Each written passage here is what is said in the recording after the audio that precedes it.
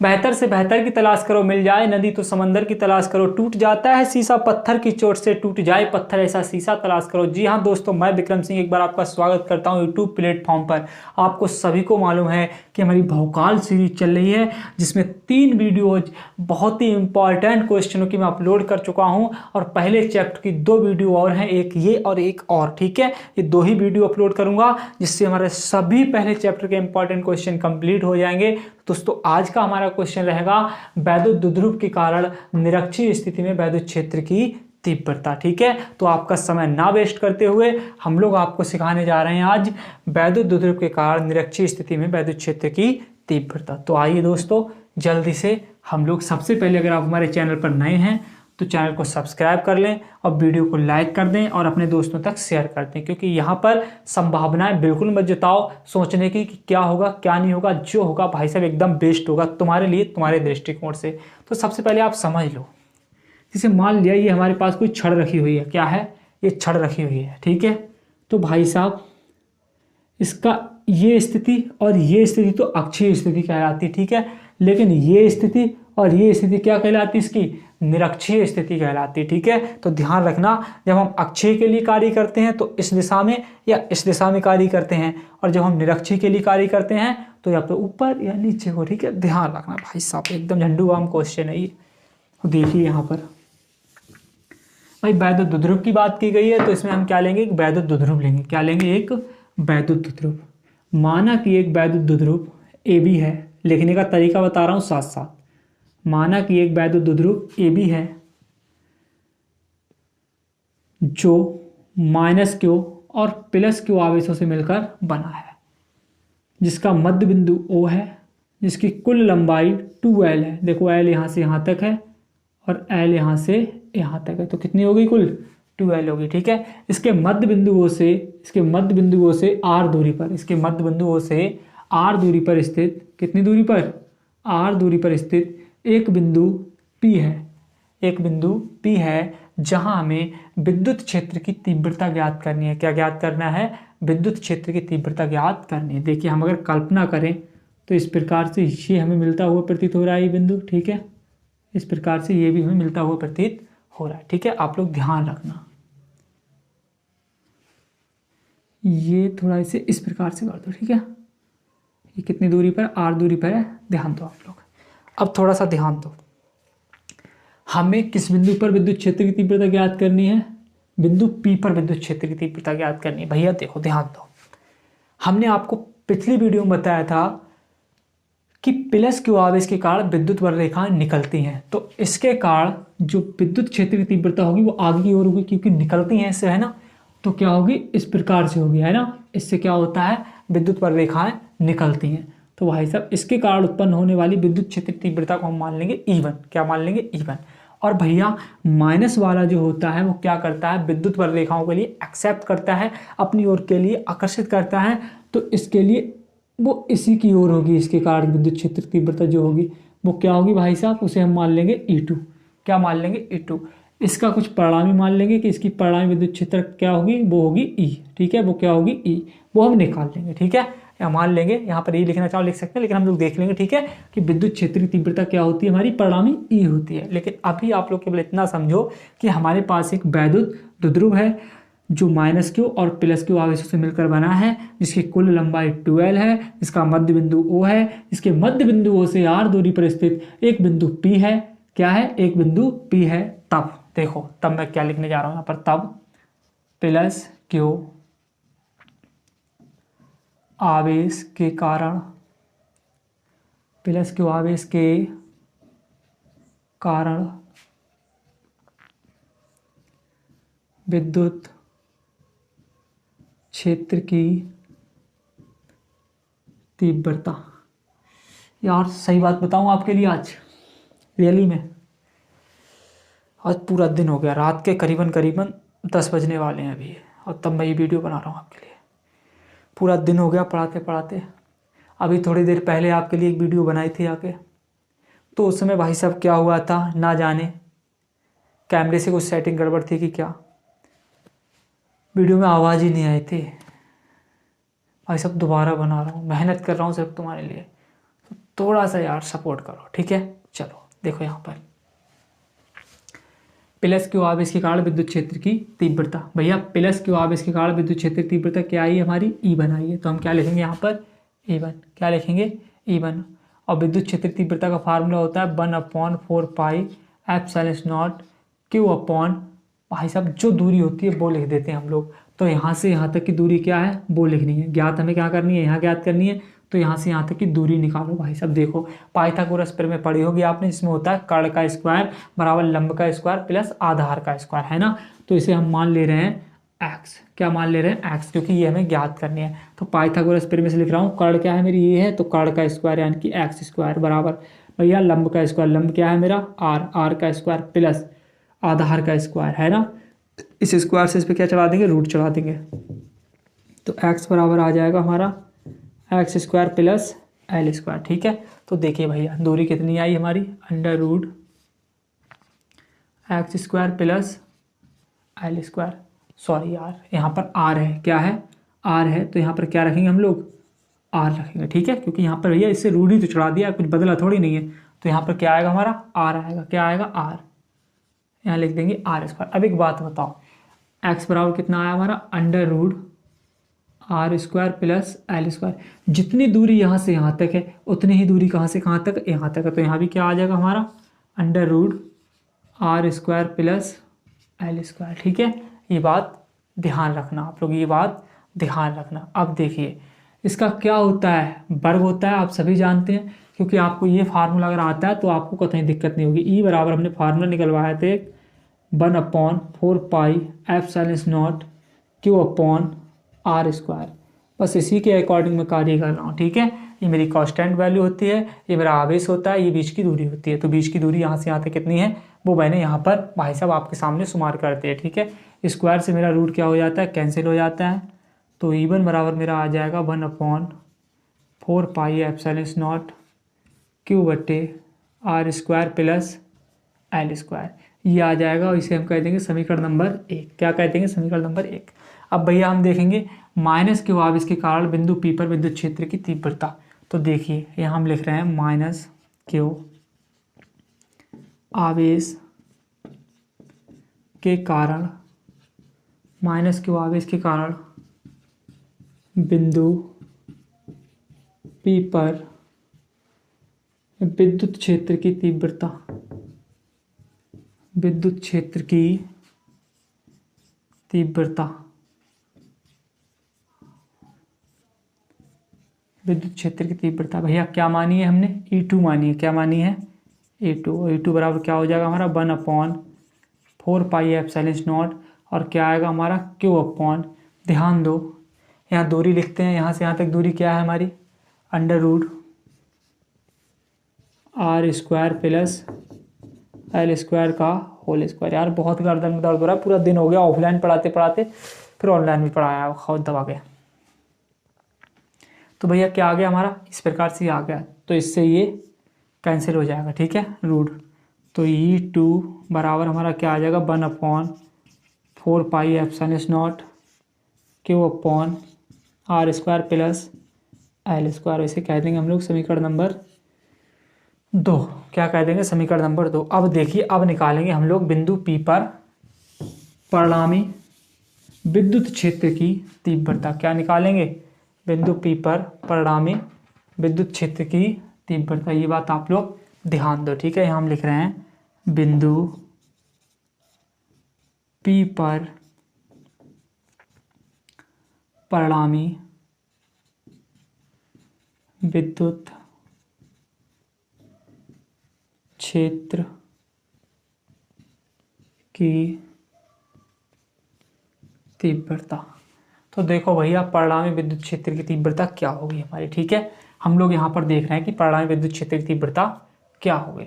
आप लोगों ने एक चित्र पढ़ा होगा 11 में, मुझे पूरा भरोसा है आपने बहुत शिद्दत के साथ में पढ़ा होगा।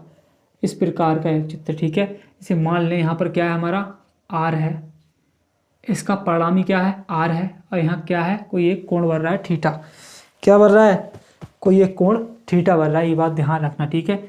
अब भैया थीटा कोण बन रहा है, हमने आपको बताया था कि थीटा जिस लाइन को टच कर रहा होता है, थीटा जिस लाइन को टच कर रहा होता है वो लाइन हमारी क्षैतिज लाइन कहलाती है। क्या कहलाती है? क्षैतिज रेखा। और जिस लाइन को थीटा टच नहीं कर रहा होता है वो लाइन हमारी क्या कहलाती है? ऊर्ध्वाधर रेखा। कौन सी कहलाती है? ऊर्ध्वाधर रेखा। तो देखो क्षैतिज के लिए कॉज आता है, ऊर्ध्वाधर के लिए साइन आता है और परिणामी आता है साथ में। तो देखो इसके लिए क्या आएगा यहाँ पर? आर कॉज थीटा, ठीक है। और इसके लिए क्या आएगा यहाँ पर? R sine theta. तो इस चित्र को ध्यान रखना आप लोग, ठीक है। परिणामी हम साथ में ले लेते हैं, क्षैतिज के लिए कॉज लेते हैं, क्षैतिज के लिए क्या लेते हैं? कॉज लेते हैं, और भैया ऊर्ध्वाधर के लिए साइन ले लेते हैं और परिणामी साथ में आता है। तो देखो इसी प्रकार का मैं चित्र बनाऊंगा यहाँ पर, ठीक है। ये बात ध्यान रखना, ये मान ले रहे हैं ये लाइन इस प्रकार से है। देखो यहाँ पर कोई ना कोई तो कोण बन रहा होगा, हमारा क्या होगा? वो मान ले रहे हैं थीटा। जब यहाँ पर थीटा बन रहा है तो देखिए बिल्कुल ये वाला कोण भी क्या बनेगा? थीटा बनेगा, ठीक है। यहाँ पर जब थीटा बन रहा है तो यहाँ भी बनने वाला कोण क्या होगा? थीटा होगा। ये बात ध्यान रखना, ठीक है। अब देखिए मैं एक चित्र बना रहा हूँ, इतने चित्र के लिए अलग डिनोट कर रहा हूँ। यहाँ पर देखो इस प्रकार से आपका इस प्रकार से चित्र बना हुआ है, थोड़ा सा गौर करना, ठीक है। देखो ये चित्र तुम्हारा बना हुआ है, ठीक है, ध्यान दो।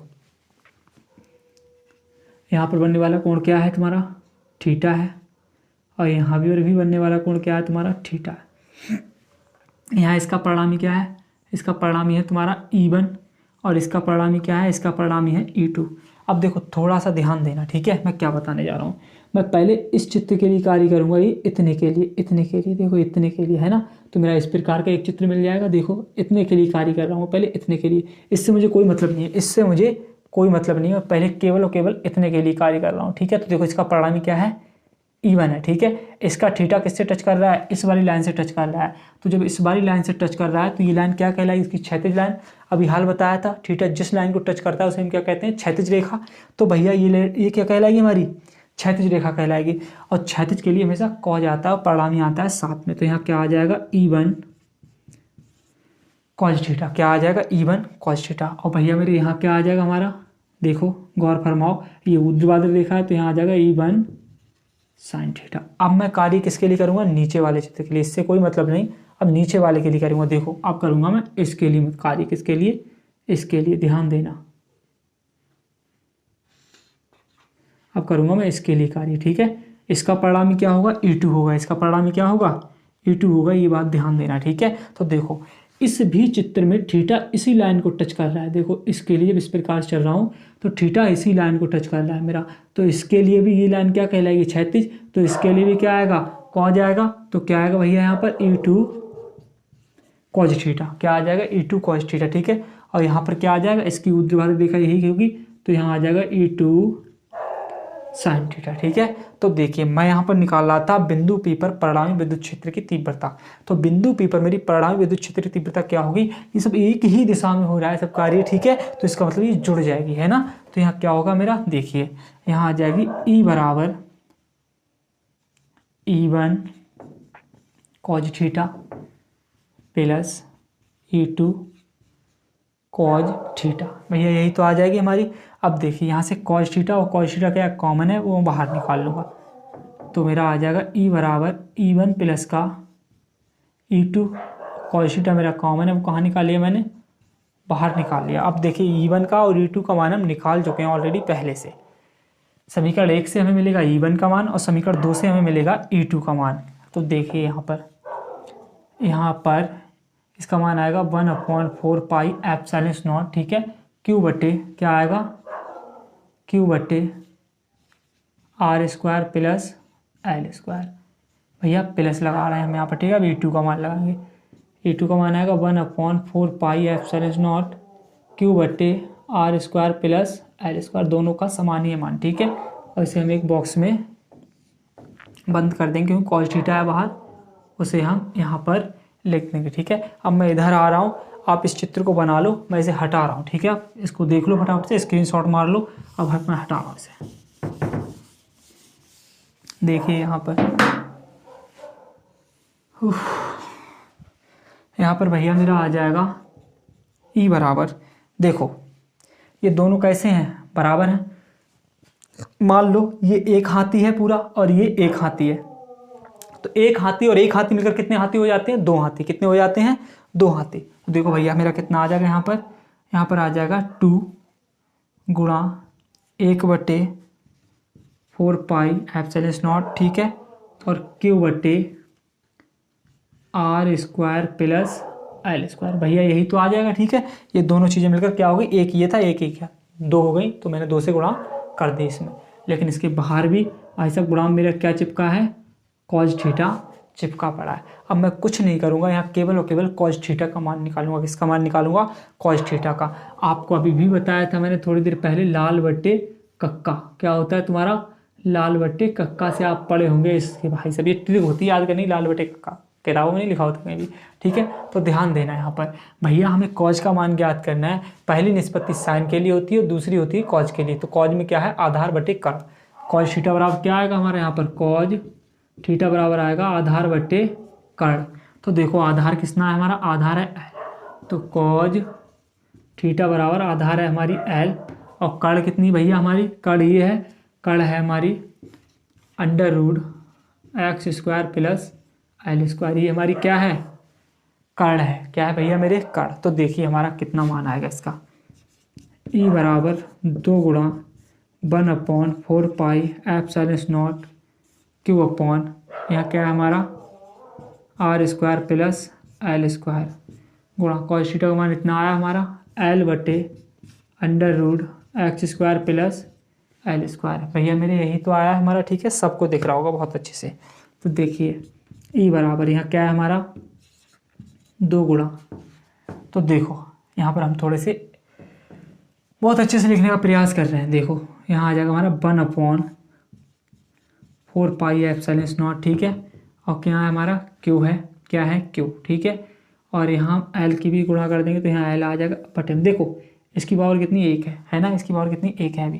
तो देखो बात को समझना, यहाँ r² प्लस L², पावर 1 है इसकी, कुछ नहीं होता तो 1 होता है, लेकिन गुणा में यहीं पर हम देखो अंडर के मान होता है 1/2, अंडर की वैल्यू कितनी होती है 1/2। तो यहाँ पर लिख सकते हैं इसे x² प्लस L² की पावर 1/2, ठीक है। अंडर का मान कितना होता है 1/2, तो मैंने 1/2 लगा दिया। आप समझो यहाँ पर आप लोग, इसकी मैं गुणा कर लूँगा ऊपर, E बराबर मेरा आ जाएगा ऊपर 2QL और बटे में आ जाएगा मेरा 4πε0। अब देखो ये दोनों कैसे हैं, एक जैसे हैं, कहने का मतलब इनके आधार समान है। भैया मेरे यहाँ थोड़ा सा ध्यान देना यार, यहाँ जो तुम्हारा ये लिखा हुआ है ये हमने क्या ली थी, दूरी ली थी, क्या ली थी, ये तुम्हारा, ठीक है। जैसे हमने आपको बताया था आधार बटे कर्ण, तो कर्ण ली थी, कर्ण में यहाँ पर क्या है r है, यहाँ हमने क्या लिख दिया है, x लिख दिया है, ठीक है। तो ये ध्यान रखना, यहाँ पर क्या है तुम्हारी r है, क्या लिखोगे यहाँ r, ठीक है। यहाँ भी क्या होगा तुम्हारा r होगा। देखो ये दोनों कैसे हैं, समान हैं। जब ये दोनों समान हैं तो यहाँ पर तुम लोग क्या करोगे, थोड़ा सा ध्यान दो, ये दोनों कैसे हैं तुम्हारे, समान हैं। जब भैया मेरे ये दोनों तुम्हारे समान हैं, आधार जब समान होते हैं और जब हम इनकी गुणा करते हैं तो गुणा में आते हैं, जुड़ जाते हैं। तो एक तो ये है और आधी ये है, तो 1 और आधी कितनी हो जाती है, 1.5, और 1.5 को हम लिखते हैं 3/2। तो यहाँ आ जाएगा r² प्लस L² की पावर 3/2, ठीक है। ये बात आप लोग ध्यान रखना, क्या लिखते हैं 3/2, यहाँ लिख दोगे, हम जानते हैं यहाँ पर लिख दो ना, चूँकि कि हमारा P बराबर क्या होता है 2QL, ठीक है।